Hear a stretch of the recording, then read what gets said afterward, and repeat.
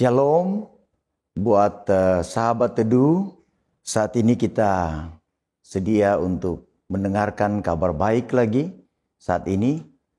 Tapi sebelum kita mendengarkan kabar baik untuk semua sahabat teduh dimanapun kita berada, kita akan didahului dengan doa.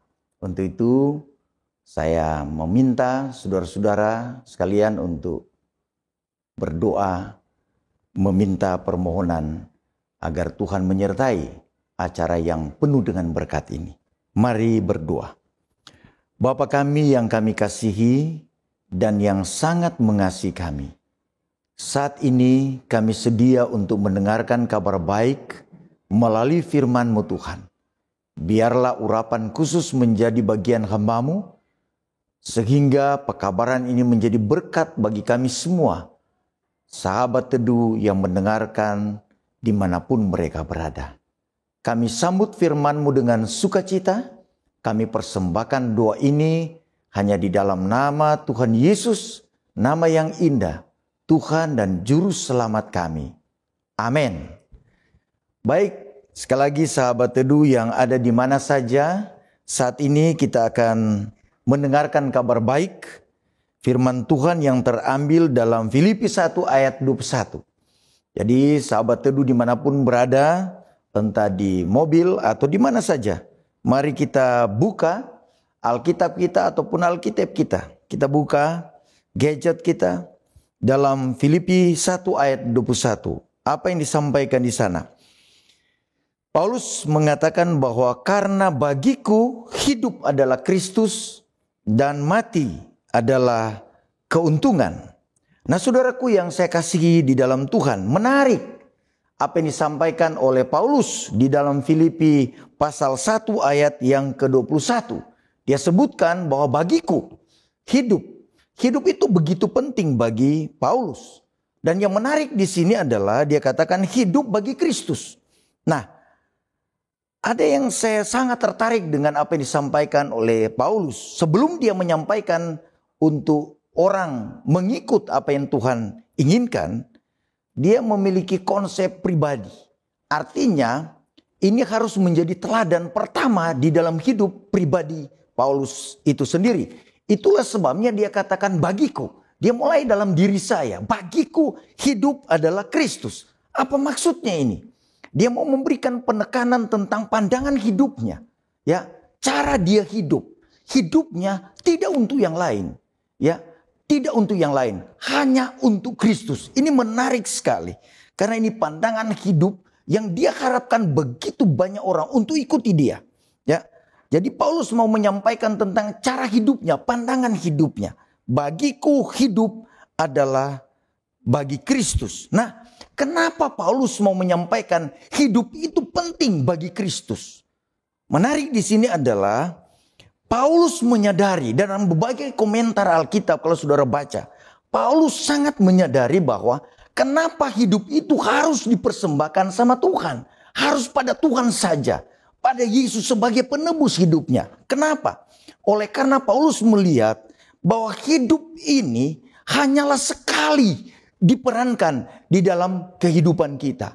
Artinya kita sebagai manusia ada periode waktu, ya, entah itu 30 tahun, entah itu 40 tahun diberikan Tuhan kepada kita, entah itu 60 tahun, entah itu 70 tahun, entah itu 80 tahun, bahkan pemazmur katakan umur manusia kalau dia kuat 80 tahun, lebih daripada itu penderitaan. Nah, Paulus sangat menyadari bahwa kehidupan ini sebuah periode.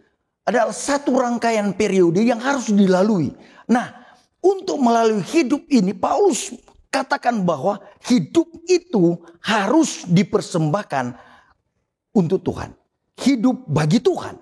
Nah, ketika dipersembahkan bagi Tuhan, dia sampaikan, maka ketika Tuhan mengistirahatkan kita, ketika kita mati nanti itu sebuah keuntungan. Ini luar biasa. Tapi yang menarik kita perlu pelajari dulu. Kenapa hidup itu ya harus diperankan dalam satu periode penting bagi Paulus. Kenapa? Sebelum kita bahas itu, ya, sebelum kita bahas lebih jauh, Saya melihat ya, yang pertama, kenapa Paulus menyadari hidup itu penting dan harus dipersembahkan kepada Tuhan? Karena dia tahu bahwa hanya di dalam Tuhan ada harapan kehidupan. Itulah sebabnya menyadari hal ini Paulus sebutkan. Yang pertama, dia katakan pikirannya, dalam berbagai komentar dia katakan pikirannya ya selalu menempel kepada Tuhan. Saudaraku, dalam ayat lain dia katakan, Paulus sebutkan, menempel ini artinya hidup yang dia hidupkan. Kehidupan yang dihidupkan oleh Paulus adalah kehidupan benar-benar seperti Tuhan. Makanya dia katakan, hidupku yang kuhidup, bukan lagi aku yang hidup, tetapi Kristus yang hidup di dalam aku. Inilah satu pernyataan yang luar biasa dari Paulus, bahwa pemikirannya menempel dengan Tuhan, menyatu dengan Tuhan. Kata menempel ini luar biasa. Kenapa? Kalau sudah menempel, itu artinya tidak bisa dipisahkan. Kalaupun dipisahkan itu rusak. Nah, hubungan dengan Tuhan dari Paulus ini, dia mau tidak bisa rusak. Bila mana terputus hubungan itu dengan Tuhan, itu berarti rusak. Nah, Paulus menyadari itu. Itulah sebabnya dalam hidup Paulus dia katakan, hidupnya yang kuhidupkan itu adalah hidup menempel dengan Tuhan. Pikirannya selalu menempel dengan Tuhan. Nah, karena pikiran Paulus ini menempel dengan Tuhan, apa yang dia lakukan? Ini menarik. Dalam komentar Alkitab, kalau saudara baca banyak komentar, ketika pikiran Paulus ini menempel sama Tuhan, ya, kehidupannya menyatu dengan Tuhan, apa yang terjadi? Maka komentar-komentar Alkitab menyebutkan dalam mengomentari ayat ini, hidup di dalam Tuhan, ya, dan mati adalah keuntungan. Dia katakan bahwa ketika dia menempel di dalam kehidupan Yesus, menyatu dengan Tuhan, maka rencana-rencana hidupnya, semua rencana hidupnya, dia selalu meminta Tuhan untuk menolong dia. Oh, saudaraku yang saya kasihi di dalam Tuhan, mengikut Tuhan, ya, menjadikan Tuhan itu yang penting dalam hidup kita. Seperti Paulus, maka rencana saudara dan saya, rencana saya harus selalu diletakkan pada keinginan Tuhan. Yang kedua, Paulus katakan harapan-harapan hidupnya. Ada banyak harapan yang dia inginkan terjadi dalam hidupnya. Selalu dia taruh di dalam Tuhan. Itulah artinya pikirannya selalu menempel, melekat kepada Tuhan. Yang berikut, dia katakan setiap aspirasi, ya, setiap aspirasi dalam hidupnya selalu untuk Tuhan. Artinya, setiap pemikiran yang timbul dalam pikirannya, setiap kata-kata yang keluar dari mulutnya, semua dipertimbangkan oleh Paulus agar itu menjadi kemuliaan bagi Tuhan. Luar biasa. Selanjutnya dia katakan, setiap pemikiran selalu dibawa dan ditundukkan kepada Tuhan. Oh, luar biasa. Ini kadang berbeda dengan saya dan kehidupan kita semua. Kadang keinginan kita, oleh karena kita mau hal itu terjadi dalam hidup kita, maka keinginan Tuhan bukanlah menjadi keinginan kita. Kita memaksakan keinginan kita. Kita memaksakan waktunya kita. Bukan waktu dan keinginan Tuhan. Tapi Paulus luar biasa. Dia katakan semua rencana, semua harapan, dan setiap aspirasi, setiap harapan, setiap pemikiran, setiap ide di dalam pikiran Paulus, dia selalu katakan semua itu ditundukkan pada Tuhan. Oh, luar biasa. Saya pikir ini suatu hal yang sangat berbiasa. Ini dicatat dalam 2 Korintus 10 ayat 5. Kalau saudara nanti baca, silakan baca. Saya tidak perlu baca di sini. Setiap pikiran, setiap aspirasi, semua rencana, dia taruh dan tundukkan kepada Tuhan. Berikut, bagaimana hidup dengan Tuhan menurut Paulus? Dia katakan, kalau hidup itu begitu penting dan penting diserahkan pada Tuhan, apalagi yang harus dia buat? Di samping harapan dia letakkan, semua aspirasi, setiap pemikiran ditundukkan pada Tuhan. Apalagi? Dia katakan, dia tidak cinta diri. Oh, saudaraku yang saya kasihi di dalam Tuhan. dalam kehidupan kita, siapapun kita kebanyakan mencintai diri kita. Tidak salah kita mencintai diri kita tentunya. Tetapi bagi Paulus, dia tidak pernah melupakan orang lain. Bahkan kadangkala dan sering dalam hidupnya, dia mengorbankan hidupnya demi kepentingan banyak orang. Kita tahu Paulus adalah seorang tukang tenda. Ya, dia mencari nafkah dari situ, membiayai hidupnya dari situ. Dan menjadi penolong bagi banyak orang. Untuk Tuhan dimuliakan dalam hidupnya. Benar-benar satu kehidupan yang benar-benar menempel dengan Yesus. Menjadikan dia terlihat Yesus dalam hidupnya. Sekali lagi ini sesuatu yang tidak bisa dibuat oleh kemampuan kita. Kita harus minta tolong sama Tuhan untuk buat agar kita dimampukan. Selanjutnya, Paulus yang hidup dengan Tuhan. Menempel dalam kehidupan, menyatu dengan Tuhannya. Dia katakan selanjutnya dalam banyak komentar dan dicatat dalam Roma pasal 6 ayat 11. Kemudian Roma pasal 8. Roma pasal 6. Kemudian Roma pasal 4 ayat 7. Kemudian Anda juga boleh baca itu dalam 2 Korintus 5 ayat 15. Galatia 2 ayat 20. Dia katakan hidup di dalam Tuhan adalah hidup yang dikontrol oleh gurunya, oleh masternya, oleh siapa itu? Oleh Yesus sendiri. Saya pikir kita semua sebagai manusia yang natural, yang alamiah, kita tidak mau dikontrol. Kita mau mengontrol diri kita. Tapi Paulus katanya, dia katakan untuk hidup dengan Tuhan, untuk menempel dengan Tuhan, untuk menyatu dengan Tuhan. Dia katakan, pemikiran saudara, pemikiran saya haruslah selalu dikontrol oleh guru kita. Luar biasa. Sekali lagi ini sesuatu yang sulit. Tapi mari kita minta tolong. Kalau Paulus mampu dengan pertolongan Roh Kudus. Kemampuan sorgawi. Saya dan saudara pasti juga dimampukan oleh Tuhan. Selanjutnya saudaraku. Ketika dia dikontrol oleh Tuhan. Dia tunduk dalam pikiran Tuhan. Harapan dan aspirasi dia letakkan kepada Tuhan. Maka apa yang terjadi dengan kehidupan seperti ini? Ketika hidupnya dia taruh semuanya kepada Tuhan. Di bawah kontrol Tuhan. Karena dia menyadari hidup ini sementara. Ada dalam satu periode waktu. Dan satu saat diizinkan oleh Tuhan untuk beristirahat. Dia tahu persis. Maka bila mana hal itu tiba. Menarik dari Paulus. Satu pandangan hidup yang diharapkan menjadi pandangan hidup bagi saya. Dan tentunya pandangan hidup bagi saudara sekalian. Apa dia katakan? Mati adalah keuntungan. Ini luar biasa. Ini satu terminologi kalau sudah baca di dalam tenses Alkitab. Dalam bahasa Yunani, bahasa Greka. Dia katakan bahwa hidup itu satu periode yang panjang. Dan kita perlu perankan apa yang sudah disampaikan tadi. Yang menarik dia katakan, kematian itu pada waktu kita melakukan hal-hal yang memuliakan Tuhan, ada satu periode tertentu yang Tuhan anugerahkan pada kita. Maka dia katakan mati sebuah keuntungan. Kenapa itu sebuah keuntungan? Dia katakan mati.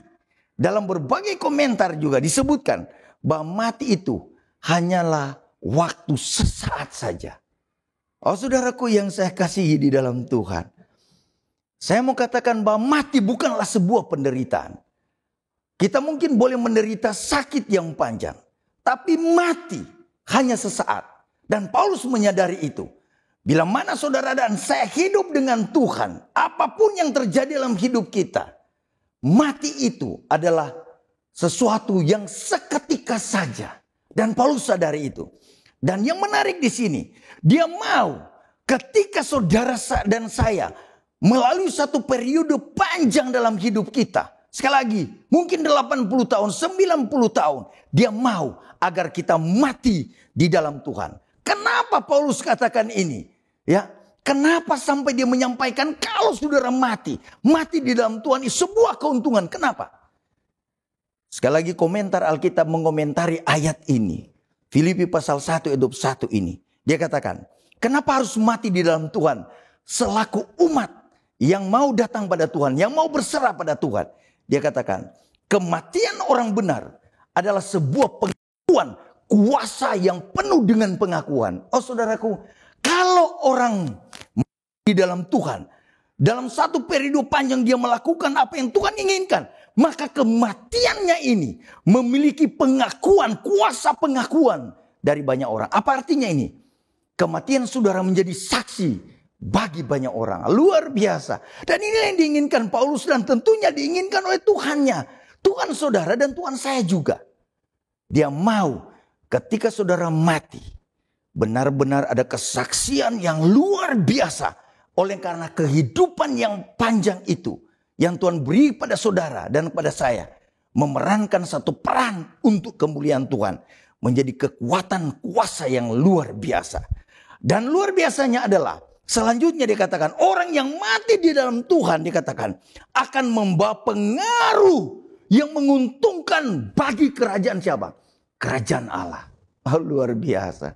Saudaraku, di dunia ini kita sedang memerankan, kalau bukan peran yang memuliakan Tuhan, tentu peran yang tidak memuliakan Tuhan. Saudaraku, ketika kita hidup memerankan peran kemuliaan bagi Tuhan, saya mau katakan, kematian saudara akan membawa keuntungan bagi kerajaan Tuhan. Luar biasa. Dan ini yang diinginkan Tuhan. Keuntungan yang membawa kemuliaan bagi Tuhan. Oh saudaraku yang saya kasih di dalam Tuhan. Selanjutnya, ketika saudara hidup dalam satu periode yang Tuhan inginkan saudara hidup. Saya katakan tadi mungkin 30 tahun, 40 tahun, 50 tahun, bahkan 90, bahkan 100 tahun. Saudaraku, jangan khawatir. Setelah saudara beristirahat dalam semua kegiatan panjang itu yang memuliakan Tuhan, saya mau katakan, pada waktu saudara diizinkan Tuhan untuk beristirahat sejenak seketika itu, dan ketika kita dibangkitkan pada hari kebangkitan itu, maka sekali lagi komentar-komentar Alkitab mengomentari Filipi pasal 1 ayat 21. Dia katakan, kematian orang benar, orang yang hidup di dalam Tuhan, dia katakan, dia akan mendapatkan yang namanya kebakaan kemuliaan. Oh saudaraku yang saya kasih di dalam Tuhan. Ada satu waktu ketika Yesus datang, perbuatan-perbuatan kemuliaan yang saudara dan saya telah lakukan bagi Tuhan, saya mau katakan, saudara tidak pernah sia-sia. Akan ada kebangkitan yang akan memuliakan Anda dan saya ketika Yesus datang. Dan kemuliaan itu adalah kemuliaan yang baka. Untuk itu saudaraku, lewat pekabaran di hari ini, di saat ini, kita diajar untuk hidup katanya dengan Tuhan. Kenapa? Karena ketika sudah diistirahatkan oleh Tuhan di satu waktu tertentu yang Tuhan izinkan terjadi. Saudaraku, saya mau katakan bahwa saudara akan diuntungkan dengan kebangkitan untuk kemuliaan bagi Tuhan. Saudaraku, ada satu kutipan di dalam komentar Alkitab, dia katakan, death is a great loss to carnal worldly man. Kematian adalah kehilangan besar bagi orang-orang duniawi, dia katakan. Tetapi dia bilang, bagi orang-orang yang percaya, ini sebuah keuntungan. Kenapa keuntungan? Karena itu adalah akhir dari semua kelemahan dan penderitaan yang kita alami. Kita akhirnya dibawa keluar dari kehidupan yang fana ini kepada satu kehidupan yang baka. Oh luar biasa. Saya yakin sahabat-sahabat teduh yang ada di rumah atau di mana saja, saya yakin firman Tuhan saat ini memberkati saudara sekalian. Dan akan memberikan satu gambaran yang indah. Bagaimana hidup dengan Tuhan. Dan hidup dengan Tuhan tidak ada yang sia-sia. Tuhan Yesus memberkati saudara sekalian yang ada di rumah, sahabat-sahabat teduh. Kita akan berdoa mengakhiri ibadah kita saat ini. Mari kita berdoa. Bapa kami yang kami kasihi dan yang sangat mengasihi kami. Saat ini kami sangat bersyukur oleh karena satu pedoman kehidupan yang disampaikan oleh Rasul Paulus memberikan satu nasihat penting bagi kami semua, bahwa sesungguhnya hidup bagi Kristus adalah hal yang penting. Ketika kami hidup di dalam Tuhan, memerankan kehidupan yang Tuhan inginkan, ada pengaruh luar biasa yang akan mempengaruhi banyak orang. Dan ketika pengaruh itu dibawa, itu memberikan keuntungan bagi kami dan keuntungan bagi banyak orang. Dan tentunya kemuliaan bagi Tuhan. Dan akhirnya ketika satu periode diberikan oleh Tuhan dalam hidup kami, menghidupkan kehidupan yang berkenan untuk muliakan Tuhan, maka segala apa yang kami lakukan itu tidaklah sia-sia, oleh karena Tuhan telah menyediakan satu tempat yang indah, kemuliaan yang baka, di mana Tuhan akan membawa kami semua ke tempat yang luar biasa itu. Terima kasih, berkati semua sahabat teduh yang mendengarkan kabar baik ini. Kami persembahkan doa ini hanya di dalam nama Tuhan Yesus, nama yang indah, Tuhan dan Juru Selamat kami. Amin.